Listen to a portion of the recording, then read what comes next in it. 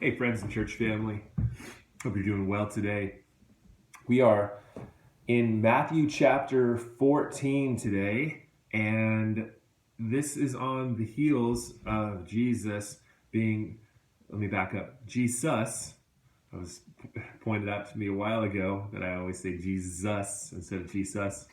So I'll try to say Jesus, but it sounds so weird to me to say Jesus.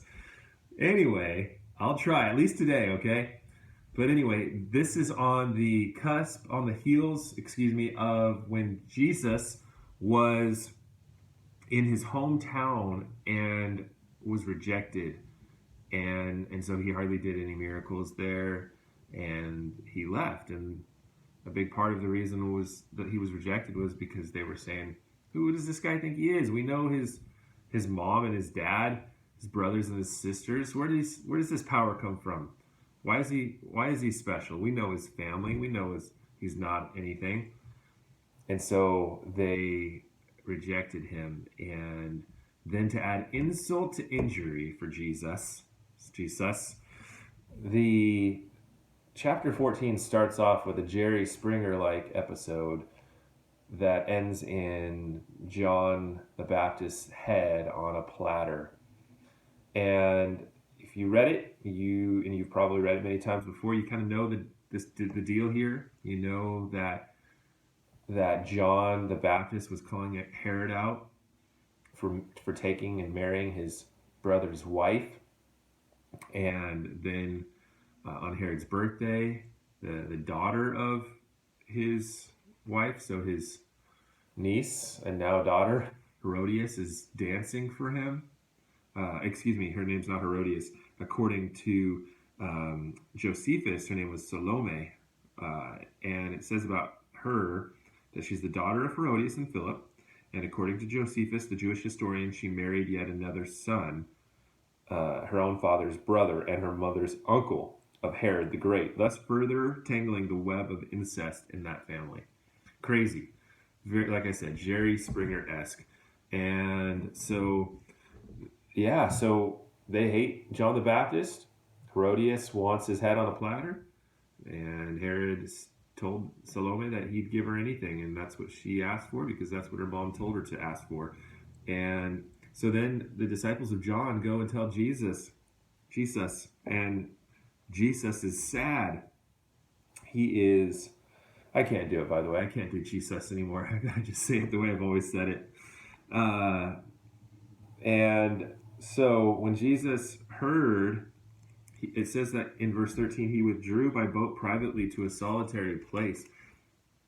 We don't really give much thought, one, to the fact that Jesus had a hard life well before the cross.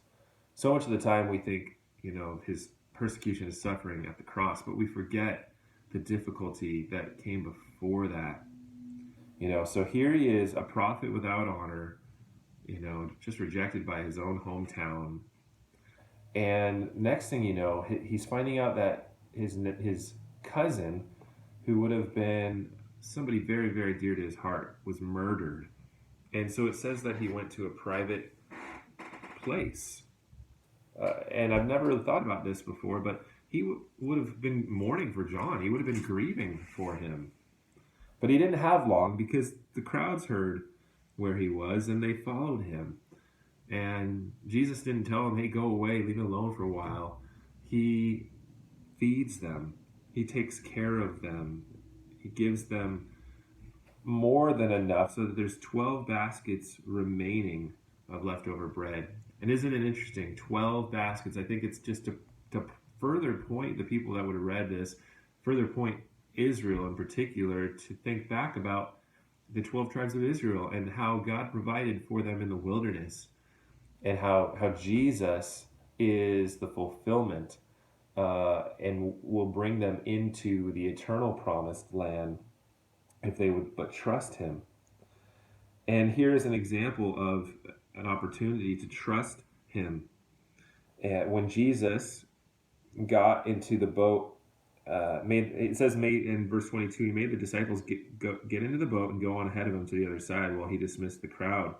and he went up on a mountainside by himself to pray. And again, I think it's so that he could mourn, primarily so that he could mourn the loss of his cousin John. I don't know what it's like to have a cousin murdered. I know what it's like to, about 6 years ago, have a cousin disown me because I wouldn't say that that homosexuality was not a sin. I wouldn't change my stance on that. Not that he was homosexual, but he just very much could not stand the fact that I would not budge on that issue. And so he disowned me, and that was very, very hurtful. And so Jesus, I think, is mourning again here. And then he goes to catch up with the disciples. He's walking on the water. And Peter has an opportunity to trust Jesus. And he does at first. He walks out to Jesus on the water, but then he says he sees the wind and he fears. And so he takes his gaze off of Jesus. Obviously, he was looking at Jesus when he got out. He's looking at him.